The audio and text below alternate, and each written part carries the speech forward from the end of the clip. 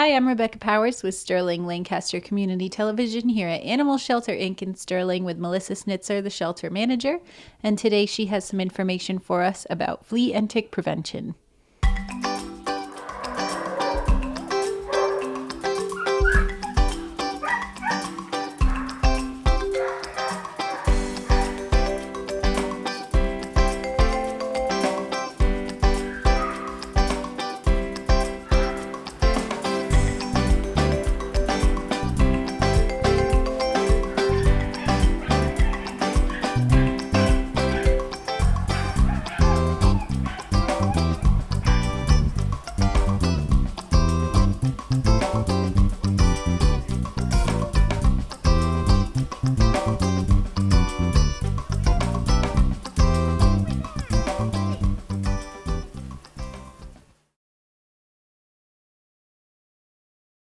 This is Ruby. She's a lab mix. She is about 9 months old. She's a female.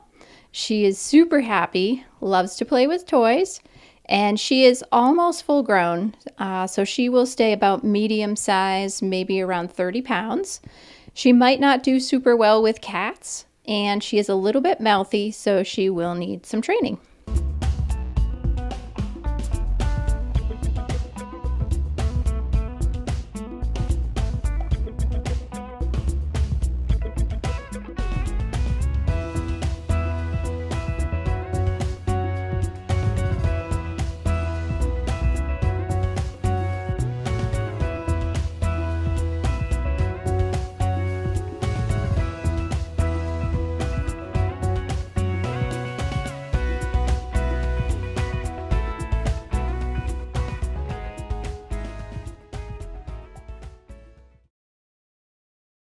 This is Gidget.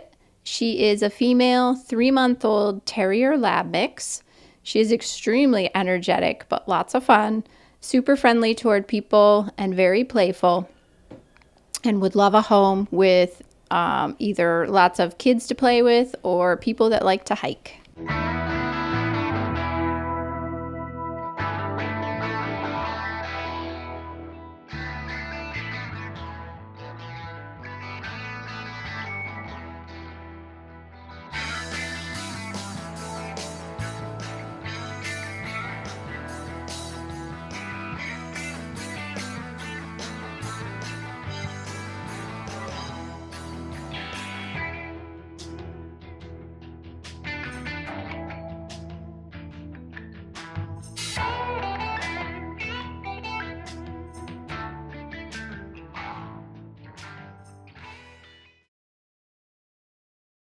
This is Dolce. He's a male 11-month-old terrier mix. He's also fairly energetic. He is almost full grown, and he would love to have an active family to live with.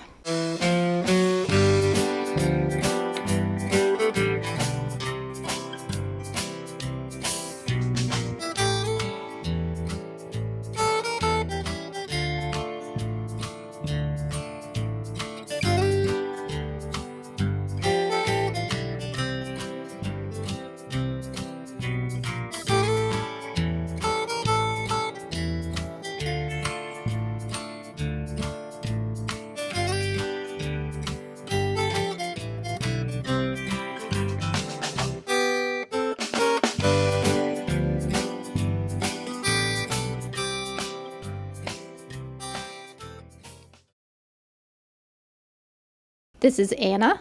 She's a female 6-month-old boxer, possibly Chihuahua mix. She's a really sweet puppy and she loves people. She does have quite a bit of energy, but definitely not as much as some of the other dogs that we've seen. She loves to play with toys and would make a great family pet.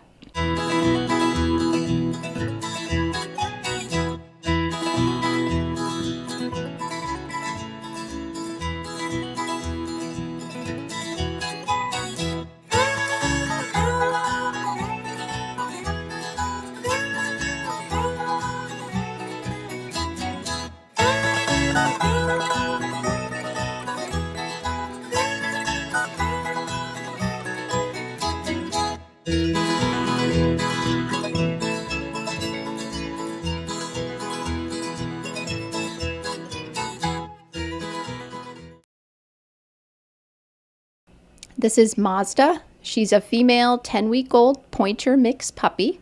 She is super sweet and would also make a great family pet. She loves to play and she would love to go on lots of walks.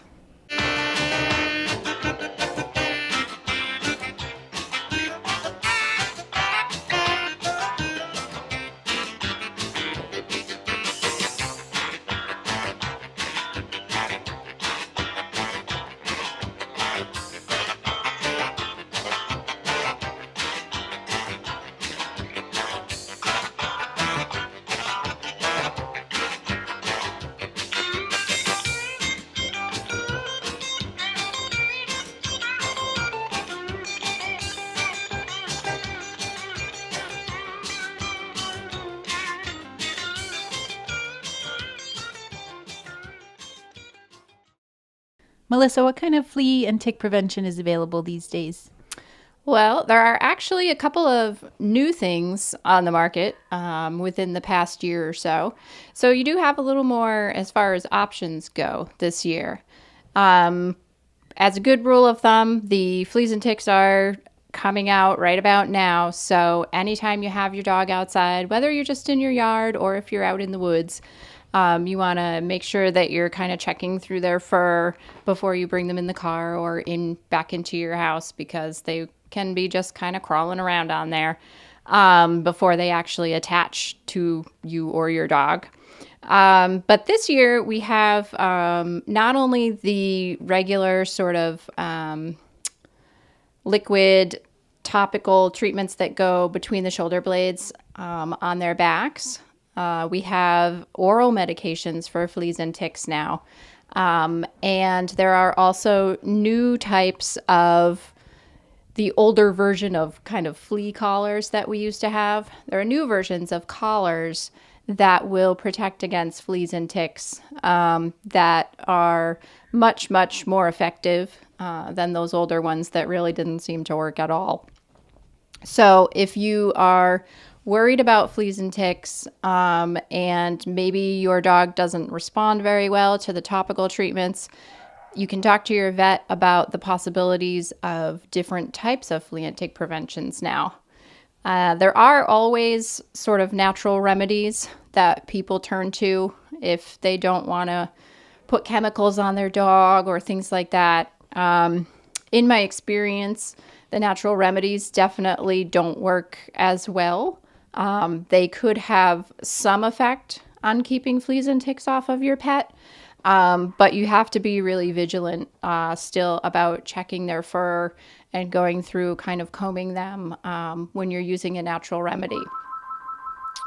And then also one thing to think about would be especially if you live near a wooded area, there are some ways to protect your yard from the ticks coming into the yard and just getting on your pet whenever they go outside. So one of the newer ways of thinking is to take some either crushed stone or mulch and put about 1 foot to 2 feet all the way around the perimeter of your yard. The thinking is the ticks don't like to crawl across the rocks or the mulch. So it could be a way to help prevent them from coming into your yard. There are yard sprays that you can use. I would be pretty selective if this is an option that you want to use. Make sure that you're really researching them and that they aren't actually harmful to your pet, because they are harmful to not only ticks, but some other animals or insects or things that are in your yard. So really consider carefully if that's the best option for you. And then there are services that will come and do some sort of pest prevention at your home for your yard. And I would recommend also the same thing, really research and ask what kind of products that they're using and whether they are pet friendly and pet safe. Some of them will definitely keep pests from your yard, but might not necessarily be something that is super safe for your animals or for yourself or for small children. So if that's an option that you're looking at, make sure that you're doing your research.